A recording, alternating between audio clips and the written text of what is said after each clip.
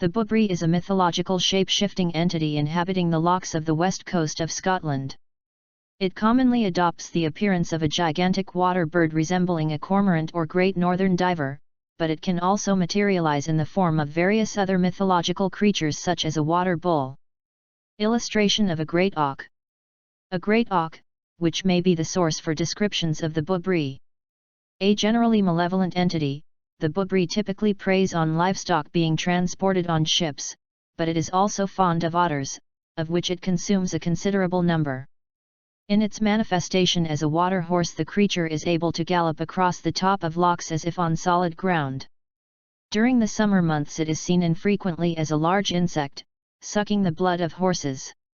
Folklorist Campbell of Islay has speculated that descriptions of the Boobrie may be based on sightings of the great auk. The bellowing sound made by the Boobrie, more like a bull than a bird, may have its origin in the strange call of the common bittern, which was a rare visitor to Scotland. Boobrie may derive from boibitra, meaning cow giver or cow bestowing. One Edward Dwelly, a Scottish lexicographer, lists Tarbite Boidre as monster, demon, and god capable of changing himself into many forms. Tarbiteoidre is given as a Northern Counties variation. 2. The simpler component of Tarbite as a single word is defined by Dwelly as bull. 3. Transcribers of the tale have used several differing spellings of the second component, some even adopting inconsistent variations throughout their own renditions. One George Henderson, for instance, a folklorist and Celtic scholar, used 5 alternatives: boether, boidre, boibitra, ether, and fhair.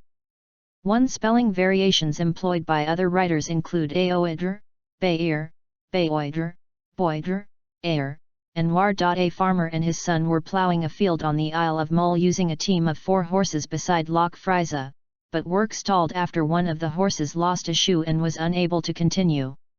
9. Noticing a horse grazing nearby, they decided to try using it as a replacement.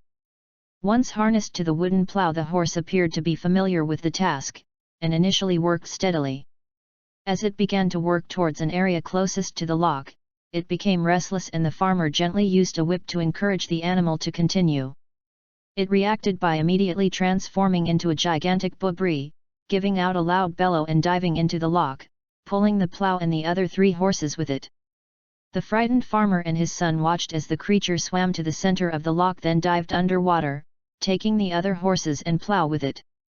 7 hours later there was still no sign of the 3 horses. Campbell of Islay speculates that the Boobrie may have originated from sightings of the great auk.